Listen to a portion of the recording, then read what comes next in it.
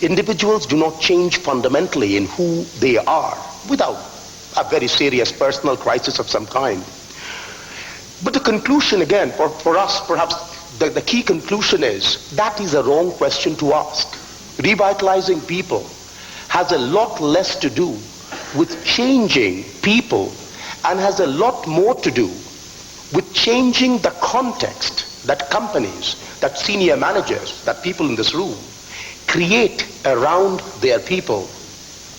Now, context, some manager called it the smell of the place. It's a hard thing to describe.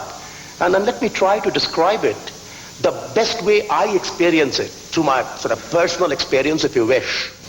I teach at the London Business School.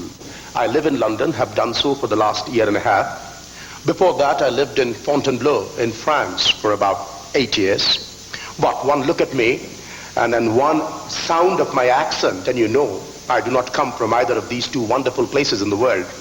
I come from India, from the eastern part of India. My hometown is the city of Calcutta. So every year I go to Calcutta in the month of July. That's the only time when my children have a summer vacation. Now, Calcutta is a wonderful town in winter, autumn, and spring. But summer, well, the temperature is 102, 103. The humidity is about 99%. And I feel very tired. Most of my vacation, I'm tired. I'm indoors. I used to live in Fontainebleau. And this I genuinely challenge you. Go to the forest of Fontainebleau in spring. Go with a firm desire to have a leisurely walk. And you can't. The moment you enter the forest, there is something about the crispness of the air.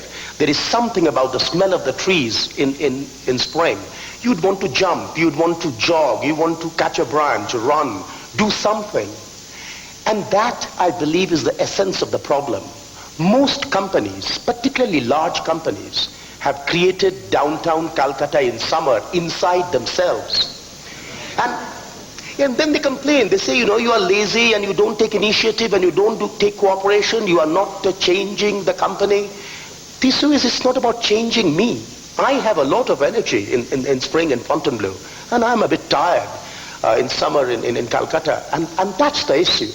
To change ultimately beyond all these abstractions of strategy, of organization, of processes, at the end, the issue is, how do we change the context? How do we create Fontainebleau forest inside companies? Now, what's the typical context? Typical may be too strong a word, but what's the context that you find in many companies? Not from the esoteric level, where most of the people in this room sit, but from the perspective of this frontline person, the salesman in Lyon.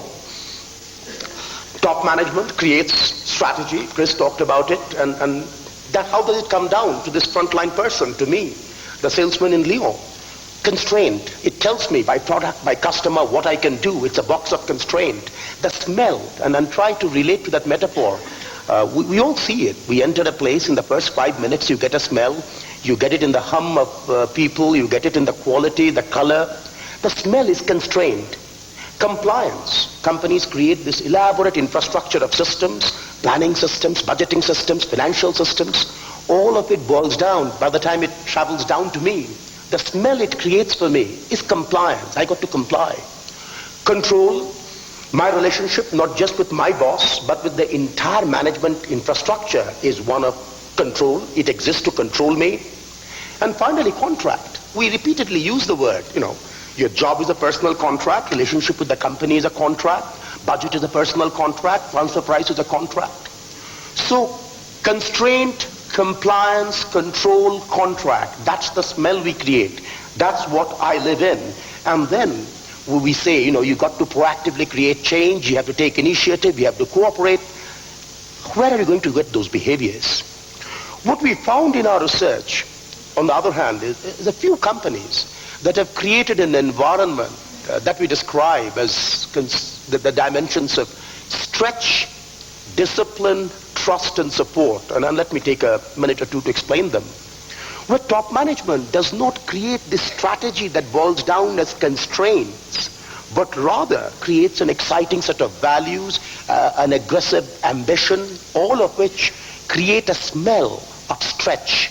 Not stretch, we want to be $100 billion company or anything, but stretch in the sense every individual all the time is trying to do more rather than less.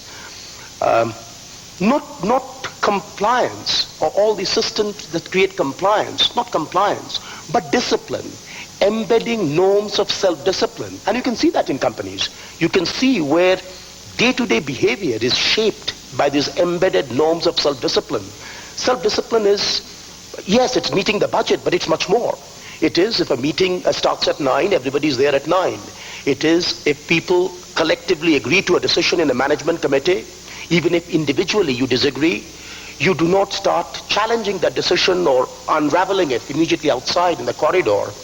I mean, in Intel, you see this norm, agree or disagree, but commit. Yes, people debate, people argue, but at the end, a decision is taken, and then agree or disagree, but commit, self-discipline.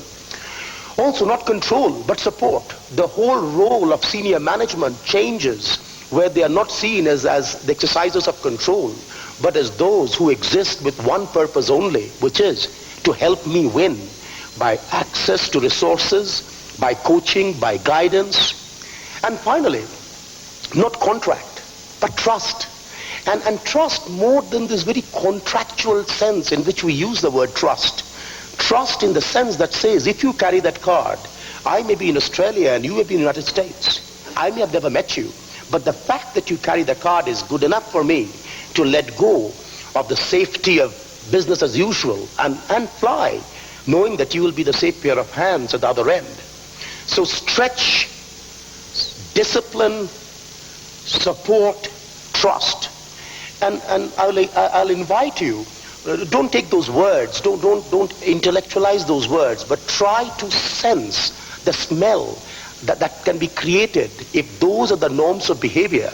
And our research says two things.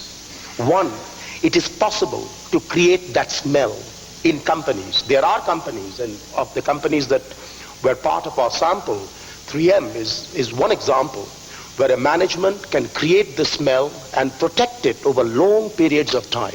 That's assertion one. It is possible to do it and protect it. Assertion two, it is also possible for a determined management that has inherited more of the downtown Calcutta in summer to convert it to the Fontainebleau Forest, to that new context.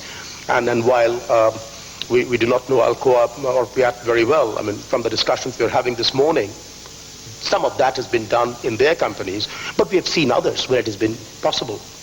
And the statement that we would make is, ultimately, what's the test of quality of management of a company? Performance, we know, is a very noisy measure.